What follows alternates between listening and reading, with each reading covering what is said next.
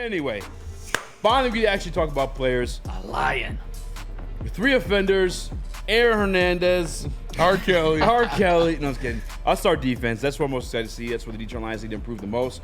That's where some of these guys may actually crack a rotation, as we talked about yesterday. Those defensive lines just keep the bodies fresh. This is a name where I didn't have high expectations, but you guys did. So much so where I'm finally ready to see it. Matthew Betts. Now I don't know if he's gonna make the team, but if I'm gonna be wrong, I feel like tonight he's gonna have to make a splash. Yeah, no, you're definitely going to have to see Matthew Betts go out there. He needs to win a spot in preseason, not a starting spot, not anything like that. Yeah. He needs to win a spot on this roster in preseason. He needs to go out there and show that he can at least shine against the backup tackles. And, yeah, Matthew Betts is a good one to start for sure. I think that he has an uphill battle to climb, but with the injury to Kaminsky, that definitely opens the door a little bit. So hopefully Matthew Betts can take full advantage of that injury, go out there and win a spot. I think he's going to get an ample amount of playing time tonight to earn that spot. But everything I've heard out of camp, I don't really expect Matthew Betts to have a big game here. I don't know. Like, he's going to have to kind of go against the odds here. The big from white what truth. I've heard. The big white truth has to do it tonight. Yeah, I don't really have any expectations for Matthew Betts to kind of shine tonight. I don't either. I just want to see him, though. I just want to see. Kind of see him in action in some one-on-ones, Yeah, maybe. because a lot of people were like just talking crazy about the guy. And to be fair, he did dominate the CFLs, and maybe there's something there. So, Chris, how do you feel about Matthew Betts? I think he's a smart bet. To do what? All right, moving on. All right. No, I think he's good. I think he's good. I think he's good to make the roster. I really do. I think that's a position in need, and I think when you look at, some of the people around him, particularly James Houston, guys that haven't impressed. I mean, you want extra help in that room. So I think he's there for now. My first player, I'm going to press the easy button that I want to see, and I expect to play a lot of minutes out there, is Ennis Rakestraw. Mm-hmm. I want to see him being that guy that we saw in practice once he puts the pads on. And Ennis the Menace, I want it. Can we dead that? That's whack. Horrible. It's bad. And I know he's had it a while. He said he's been called that. Yeah, don't be a menace. Nope. And, a Dennis the Menace. No, Rakers Island is what it should be. Rakers Island. I want to see Is that taking over Revis though? Yeah. What do you mean? He's a corner. Revis retired, though. Revis retired, True. and it's Rikers Island. Rakers Island. It's got double meaning. You got the island part of it that's locking it down, and then a prison put locking it down. people in jail. Like Rikers Island. Adam ranking receiver. No wide receiver. Don't ever mention that with a Detroit Lion again in your life, please. No wide receiver wants to be sentenced on Rakers Island. And this guy, I want to see him out there being that dog, being that guy we've seen, showing why he's fighting for a starting role in this defense. Not just minutes, not a roster spot. Showing why he felt so disappointed for not going in the first round, being that Brian Branch 2.0 of last year, of a first-round talent who fell to the second round. Mm-hmm. I expect him to go out there. I expect him to put on a show. If they even throw the ball his way, I expect him to get a hand on it. Either the hand on it, whether it's in the receiver's hands knocking it out, or just in the air, or whatever. The brand of football I saw him playing, maybe might draw a little bit flags, but if not, if we get to respect the referees, because one of the big dogs now, let him play his style. You'll be pleasantly surprised. Ennis Rakestraw is a very physical guy, off the line, down on the top of the stem of routes. He's enjoying to watch. The first days in pads, he came to life. If you guys follow me on Twitter, you saw that. If you follow Colton Pouncey, you saw those same reports. And yeah, we could see it in action tonight. Obviously, everybody around wants to see the cover skills, but when we drafted him, we knew the physicality that we were getting and how he plays. All we've been hearing all camp is how Ennis has looked great, and it reminds me a lot of last season when people were saying a lot of the same things about Brian Branch. You guys remember Brian Branch in that preseason game absolutely lay the body, and that's what we were going to come to expect out of a guy like Brian Branch? If there's a ball around the line of scrimmage and a player, and Ennis is hitting them with the closing speed, I want to hear a pop, and I want to see it from Ennis Rakestraw tonight. Set the tone, and that's what I think Ennis is going to do. Yes, sir. If Terrion plays, obviously, same thing goes for him. Are we expecting him to play? I know what you want, but are you expecting it? What are your expectations? Is he going to play or not? Terrion? Yeah. I don't expect him to play. First week of preseason, he's already got that spot, I feel like, on lock, and he's a little banged up with a stinger. I don't think they put him out there. I think it would be good for him to get some snaps in the preseason game, but I do not think that he will play in this game. I think it would be good just get his feet wet, get some actual time, in a game setting compared to just practicing against another team. But I don't see this coaching staff putting him out there after Emmanuel Mosley already got hurt. Wilson says, except Rikers Island's in New York, so it doesn't work. This ain't New York. Yeah. This is Rikers Island, not Rikers.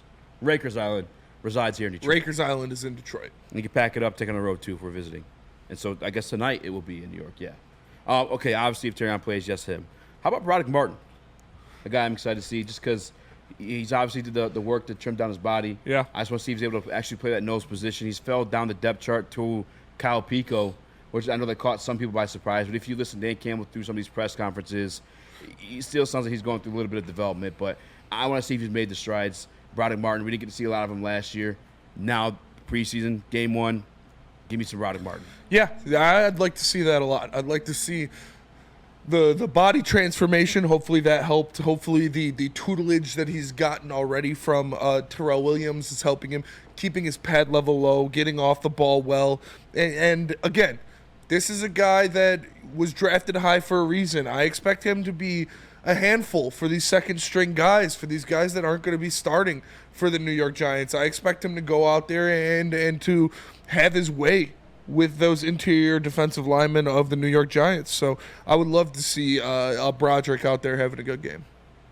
Yeah, I think the expectations for Broderick this year was that he was going to take a pretty big leap after he was a developmental piece that Brad Holmes took as high as the third round last season. And we haven't really heard too much coming out of camp about Broderick.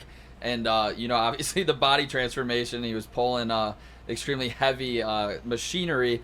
But I want to see some big run stuffs from Broderick in this game. That's what we drafted him to be, big body in the middle, helping out his teammates, getting some run stuffs. That's what I would love to see in this game from Broderick specifically, stopping some runs. And I'm extremely intrigued about Broderick specifically. Yeah. Like, that's one of the biggest guys that I want to see in this game succeed. I Absolutely. agree. That was one guy that we didn't talk about enough when we were talking about Jack Campbell. We were talking about, just people we were looking at defensively, and I get it because he is, at this point, a depth piece, but he could be a very, very important depth piece. I mean, we talk about it all the time, especially now with the injuries to the backfield. It is even more imperative that you are constantly getting pressure from that defensive line to help alleviate those corners. So this is a guy that could be a huge depth piece for us going into the season. I just hooked up Cody. Oh, it won't send. Instagram's hip. Damn. Instagram's hip. Another name on my list, and you guys should know this is going to be at the top of my list. I should have started with it. Makai Wingo. Yeah. A guy we drafted late. A guy I'm super excited to see play. I've said it a million times beforehand, but if you haven't heard before, his 10-yard split, which is how you kind of measure a lot of these defensive linemen in the combine if you're looking for something there, whether it's on the edge or in the middle, is amongst the top 10% of NFL pass rushers. I'm talking about the Aaron Donalds, Elijah Casey. I know Elijah Casey's done much yet, but I think he projects to be really, really good, especially next to Vita Vea. We got the big body next to Makai Wingo and droves at this point, too, between Levi Anzarike, DJ Reader, and hopefully Broderick Martin comes along. But I guess the caliber of player I believe that Makai Wingo can be, I think is going to flash tonight. He is good off on the ball. He's a feisty little motherfucker. I think he's going to get this quarterback. I might even put him down for a sack or a pressure for damn sure, Makai Wingo. Yeah, it's somebody I want to see as well. We haven't heard anything from him at camp. He hasn't been popping out on tape, so hopefully when he goes up there and he's not going against, the Lions' offensive line, he can use his quickness, he can use his speed. This is a guy who has been the best dude at his spot every time he's stepped on the field up until now. And now he is up against it, being a newcomer, being a rookie, being undersized compared to these behemoths that play in the NFL. So I would like to see Makai Wingo have a good game. That would be very, very good to hear. Yeah. And he's coming off the edge now, too. They're playing him on the inside. They're playing on the outside. And I know you probably have read too many stories about him, although I think Doc might have had like a one-on-one with him or something like that. But he's making plays in camp. It's just against the third team. He's not really getting reps against the first team. Although, actually, when I was there that one Tuesday, No, that was the second team still, if I'm not mistaken. But Mekhi Wingo, what are your expectations of him tonight, and what would you like to see, Nick? You hit on it with some pressures because that's what we heard about. He is a little bit undersized, and that's probably why he went so late in the draft, is because he is undersized compared to actual big offensive linemen that play in the NFL. But the thing that stands out to me with Wingo is he is a late pick, and we've seen Brad Holmes already hit on one of his late picks that we thought maybe it was a flash in the pan, maybe it wasn't. And that's what I go to it. Can he get another guy that can contribute like a James Houston? Is that who Mekhi Wingo is? Or is he going to be, fourth string, maybe not really getting playing time when it comes to the regular season? Do you have expectations that he can find his way into the rotation this year? No. I think in pass rushing downs, Mekhi Wingo, I really do. I mean, I could be wrong in that, but he's flashed that. At the SEC level, LSU is no joke. He wore the number 18 there, which is like in LSU lore is equivalent to the Michigan 1. I do think Mekhi could see some snaps this year. And the reason why I want to start with defense here, again, like these are guys, although reserves, defensive reserves see the field. It's not like the offense where you're trying out the same offensive line every single time. Where you're trying out majority. I guess you sometimes see other receivers fill in here and there, but like defense, you'll see reserves, especially along the defensive line. So. Yeah, I think Mekhi will get some play this year one. Yeah, the second guy on my list that I'm looking out for that I really want to see out there is James Houston, because we haven't heard much from him at camp. We expect him to be that guy that we saw in his first stint before the injury where he was a demon when it comes to pass rushing. And I don't really need to see him winning pass rushing snaps, because I know he can do that already. I know he can do that against the ones. I know he can do that in the NFL. I'd like to see James Houston out there in obvious rundowns. I'd like to see James Houston out there setting the edge, containing a running back, doing different things that'll get him on the field more when it comes to actual meaningful NFL games. So we know he is a demon when it comes to attacking the passer. We know he has that innate ability to get to the quarterback. I'd like to see him working on things that he isn't strong at, working at things that he isn't just one of the best on the team at. It's a perfect time. Go out there, put him on a 2nd and 3 so I could see him try to stop a run, set an edge, do something like that. Yeah, it's tough because I know specifically defensively and just, at every position, football is the ultimate team sport, so you have like special assignments, but it just, I could be way off on this, and I'm obviously not there every single day, but it just feels like this kid has a special feel for the game. Like, I know they didn't see a lot of PT, but even when he was playing at linebacker that first year, I don't know if you guys remember that play against Justin Fields where he was in coverage. Elite closing. It was phenomenal, bro. But it was just, that's not an assignment that he had. He was dropped back into coverage. Noticed that Justin Fields was making a play, and he stood up and he was the one to make a play. Like, it's, I don't know, man. I really want to see him earn his way to a lot more PT. I truly feel like he could be something special. I don't think I'm the only one. I know, Nick, you feel that way too. Yeah, I'm kind of at the opposite of Spenny. I want to see what he does great. I want to see him do it great tonight. I want James Houston to come out, show why he is a dominant pass rusher in this game against guys that aren't going to be starting in the NFL. I want to see him have at least a sack. My expectations, I think he can get up to 2 sacks if he plays enough snaps in this game against a backup tackle if they let him on 2nd and long and 3rd and long. I think for this team to reach its peak, it's going to have to be Aiden Hutchinson on one side, James Houston on the other, and absolute disruption in the middle from Reeder and Aleem. I've seen the speed. I want to see it again. We haven't seen it since his first year, or kind of the Kansas City game a little bit when he almost wrapped up Patrick Mahomes last season.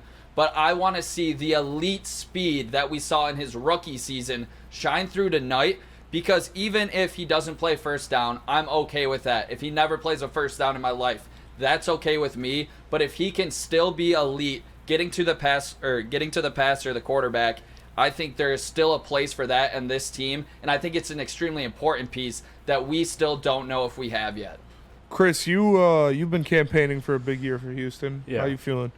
I think you nailed it when it comes to just seeing him do the other things, because we know what he does. He wins reps against the ones, like you said. So to me, you're right. It's about, can he make the right plays in obvious run situations? Can he do those things? Because that's what's going to keep him on the field. Ultimately, to me, though, I look at the James Houston thing as less on Houston. I'd like him to obviously improve so he gets on the field more. But it's more, to me, I'm looking at it, are the Lions actually going to break that mentality, that cultural mindset that they have of versatility, and just utilize this man's very obvious elite skill set? So to me, I'm more so fascinated on, are the Lions going to actually bend that rule or break that rule for him, rather than if he'll actually develop? Because truthfully, I don't want to write him off, but he hasn't given me anything so far to give me confidence in the fact that he can progress in these areas that they want him to progress. That's fair.